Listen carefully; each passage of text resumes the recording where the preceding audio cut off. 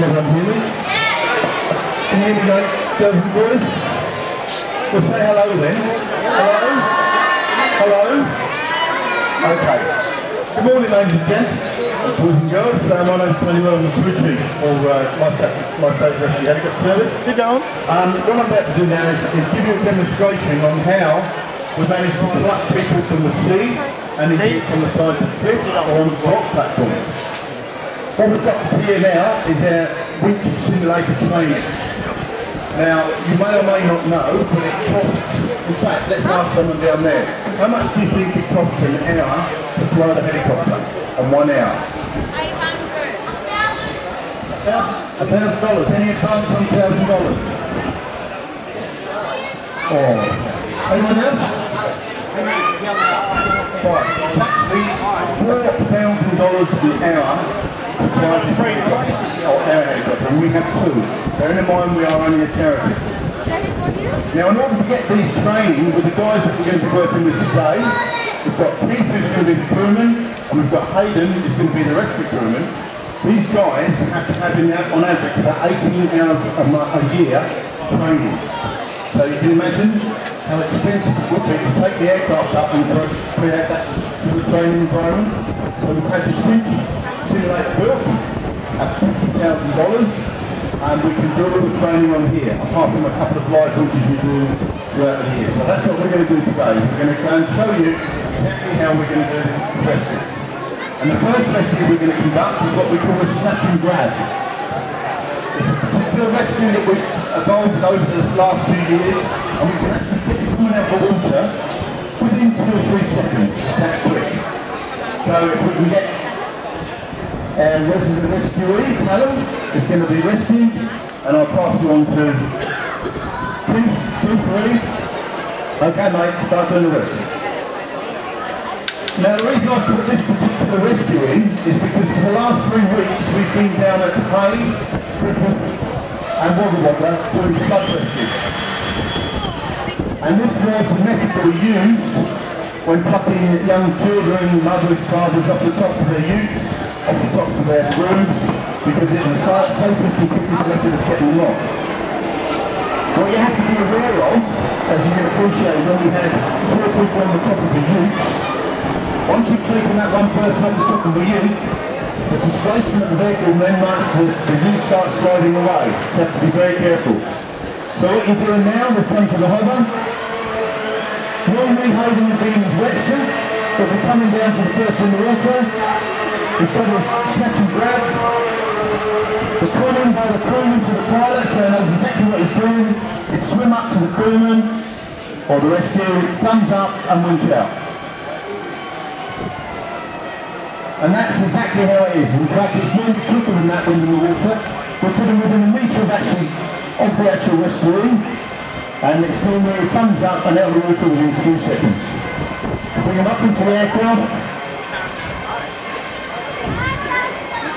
Now at this particular time we're probably about 70 foot over the water.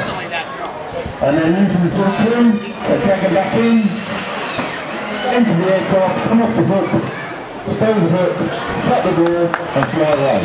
And that's how we do the snatch and grab. Well done, gents, over the hook, and then the Callum can go back down and stand over by the hook trainer.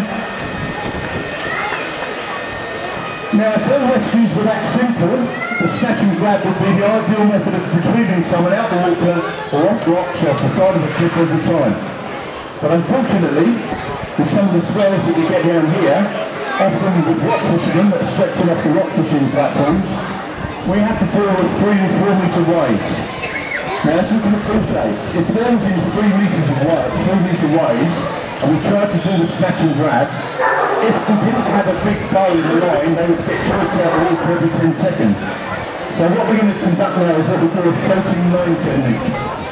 This is where the rescue crewman is able to come off the winch hook, but still be attached via a floating line, which gives them far more movement and free access in and around the back of the brake. Often this is used for, if you can stay about there, Callum, and we'll get the rescue crewman to come over to there. Stay there, that's right, stay there, move back, that's good. We use this in the back of the boat when someone swept out in a rip. And as you know, some of these rips can be 100 metres out, but 9 times out of 10 they end at where the break starts.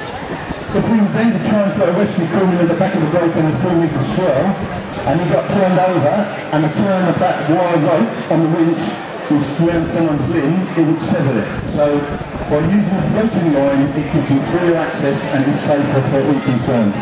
Okay, you ready? Okay, we're going to now conduct a floating line rescue. All the time the crewman is told the pilot exactly where the person is, because the pilot can no longer see what's happening with the rescue, because everything's happening directly below him. The pilot will be sitting here flying the aircraft, so he can't see what's happening below him. So the crewman is taking the picture all the time as to what's happening. But certainly if there's an emergency, we have a single engine failure or a double engine failure, we've got to know where we're going to put the aircraft, not down on the people rescuing, but away from them. So what they're doing now is all the checks. There's lots and lots of checks you do, because if you don't get this completely right, then obviously things can go drastically wrong. So Hayden is now going down into the water. There's not such a need to get this rescue done extremely quickly, unlike a snatch and grab. Normally the person has got some sort of flotation device on them. Borrows some gear on the back of the boat. We have to coax them to the back of the boat. So Hayden is now splashed into the water. He comes off the hook by the floating line. He now swims over his left shoulder. Thank you. Swims over to the person. And this is what happens now. If you can imagine, if we all of a sudden got caught by a 3-metre swell and flipped over, all they've got to contend with is that piece of line. If that had been a wire rope under tension, easily sever a limb. So what they're doing now is you bring them back under the aircraft. It's difficult to actually simulate this because obviously we're now working at sea and we've got to get the aircraft directly over the top of them. So what we're doing now is they send back down the winch hook. That goes back into the system. It's now attached to the aircraft. Winch about the water, you've got the thumbs up, everything's done by signals. Takes about the water about 10 foot and holds them there. What Hayden's going to be doing now is collecting the rest of the rope so that it doesn't flop around, and God forbid if we was to get up to the top of the aircraft skid and we had a 30-knot wind and he was to drop that rope, where do you think that rope's going to go? It's going to go in the back into the tail rotor. Back down the tail rotor and we'll pull out the squat. So we've got to gather all that rope and bring it up nice and safe. Coming up. First thing he does is he passes the rope to the crewman, who then stows it down the back of the aircraft.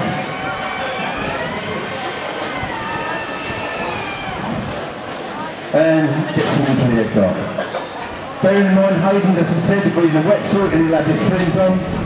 Can be a little bit difficult, but get him in as soon as possible so that we can fly away. And that's it. That's a floating line rescue.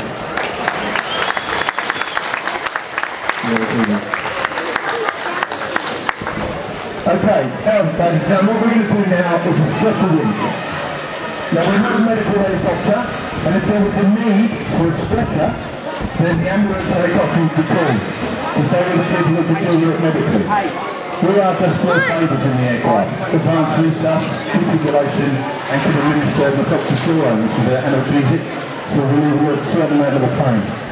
But what we can do, and unfortunately we do find in certain long cliffs around the Sydney area, sometimes someone falls over a cliff and is no longer with us, and we have to retrieve them using their stretcher. Now in coordination with the police rescue, I know where Marcus is at the moment, in coordination with the police rescue we've retrieved some, I think 7 bodies this year already. And what we have to do is we use this stretcher, and as you will see, we have to use the rescue crewman as a guideline attendant so that they don't get a spin up in the stretcher. And of course, if someone was badly injured, we could also put them in the stretcher and retrieve them. But I must insist that this is a medical procedure and not something we will carry out all the time. Okay, let's conduct the stretcher rescue.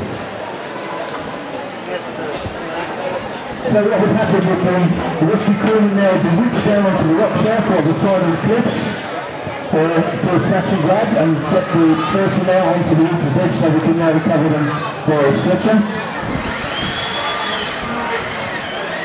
exactly the same procedure to going down. Now what we're going to do is reach Hayden down to where we've got to retrieve the person from.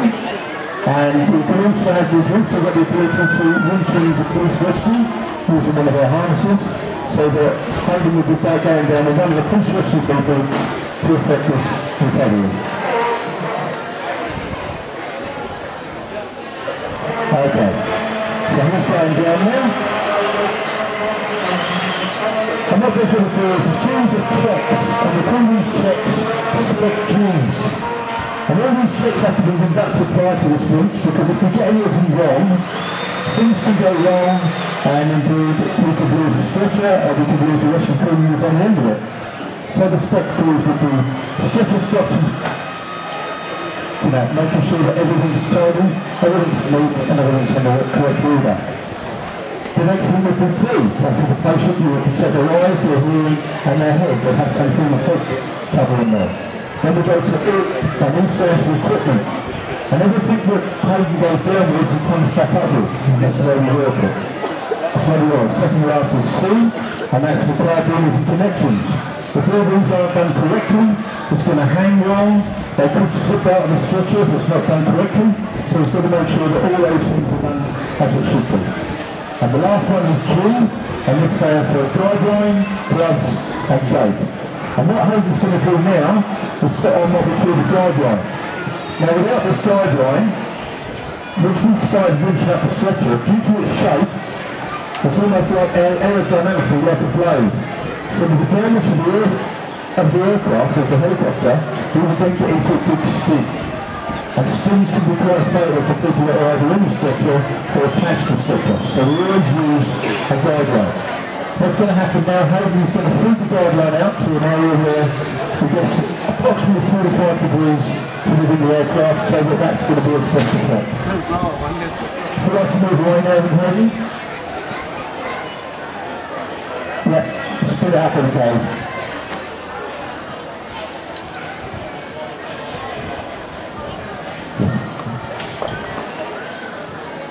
Okay, so this is now, if we effectively, we've got someone in the stretcher, we've got Hayden's on the end of the winch, who's going to now be winched down the winch hook.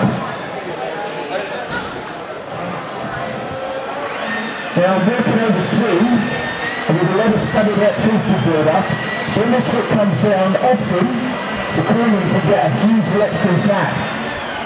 Unfortunately, there's no way around that, and that's just tough luck. Fortunately, I don't do this anymore. And sometimes they can get rather a large electricity shock, but on this occasion we're not flying over sea. So he's hooked it up, and then Keeper's now winching it off the ground. Now to show you what I mean about if we didn't use a guideline, we're going to release the guideline, and with just a very small motion to spin. Now that is enough to get up to a horrendous spin whereby if they listen to him was coming up with that stretcher, he would now be at right angles facing in. We've done several reaches where the spin has got so bad we've had to actually put them back in the water because they're really passing out. But for now what we're going to do is we're going to attach the guideline back again and Cliff's going to bring it up to the aircraft. Bring it out now. And as you can imagine, often the rescues we do are conducted in near-form weather conditions. That's why people get themselves in distress. So we could have a 13-35 knot wind blowing the aircraft. This is going to be extremely tight. And in that system we have what's called a weak link, which we break at 300 pounds. Sometimes we take that weak link out of the system because the wind would actually snap it. He's now telling me he's going to... He's now going to actually attach a guideline, which is done. Bring it up. Now, often what we can do is just have it to the side of the helicopter, go and land at the nose or just pass on the stretcher. But in this instance, he's taking it back into the aircraft, and that is the stretcher recovery done. So how do you think about that, children? Huh? Isn't that good? Now this time what I'd like to say is that since 1973, which is when this service was first formed, we were given a grant of $25,000 by the Bank of New South Wales. And for those of you that don't remember that now, that bank turned into the Westpac Bank. Since then, we've conducted some 22,800 missions where we've gone to rescue people. and at no stage throughout that time, since 1973, has a member of the public ever been charged for one of their rescues. We are now at a point where, as from June of this year, unfortunately, we will have to then lay off 2/3 of the crew because we need government funding. At the moment, we've got where we've got because of Westpac sponsorship. Without Westpac, we wouldn't be where we are today. And with our ongoing support, we've managed to get operations at 2 bases.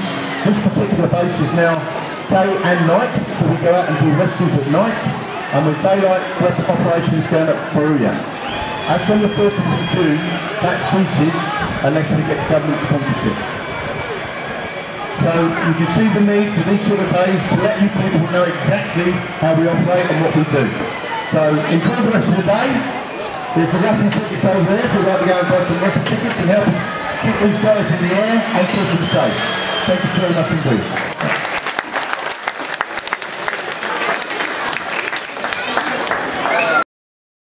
Oops!